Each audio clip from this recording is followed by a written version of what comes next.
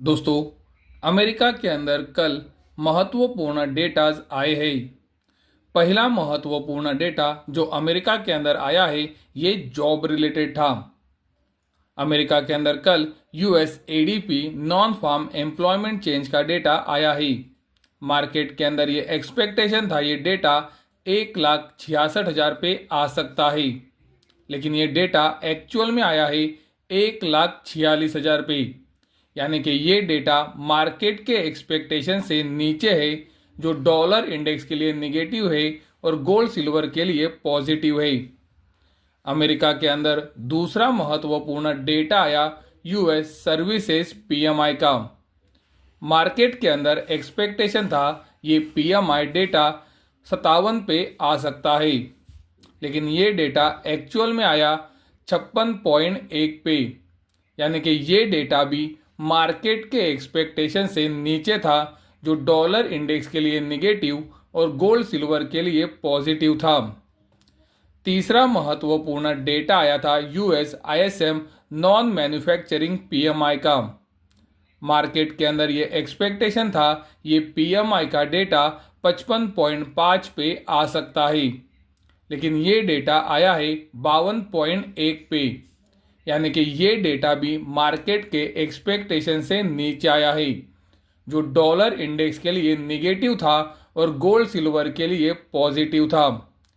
यानी कि कल जो अमेरिका के अंदर तीनों डेटाज आए हैं वो डॉलर इंडेक्स के लिए निगेटिव और गोल्ड सिल्वर के लिए पॉजिटिव है। ये तीनों डेटा आने के बाद से आप देख सकते हो डॉलर इंडेक्स के अंदर गिरावट आई है और आज भी डॉलर इंडेक्स के अंदर गिरावट कंटिन्यू हो रही है।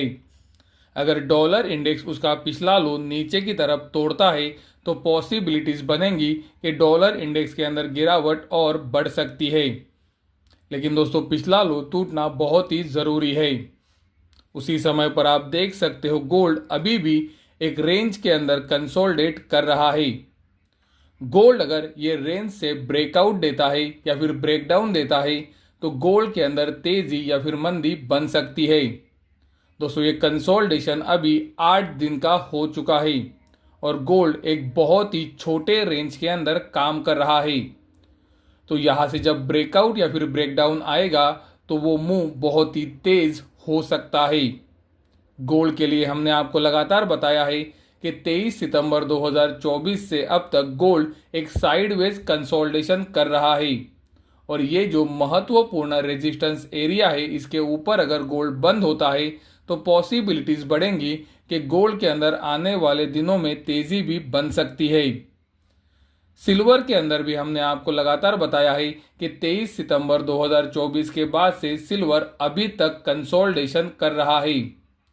सिल्वर डेली चार्ट के ऊपर एक रेंज के अंदर कंसोलिडेट हुआ है, तो सिल्वर ये रेंज से ब्रेकआउट देता है कि ब्रेकडाउन, इसके ऊपर सिल्वर की अगली तेजी या फिर मंदी डिपेंड है।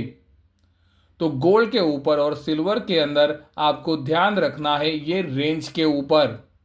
ये रेंज से अगर ब्रेकआउट आया तो गोल्ड के अंदर तेजी बढ़ सकती है।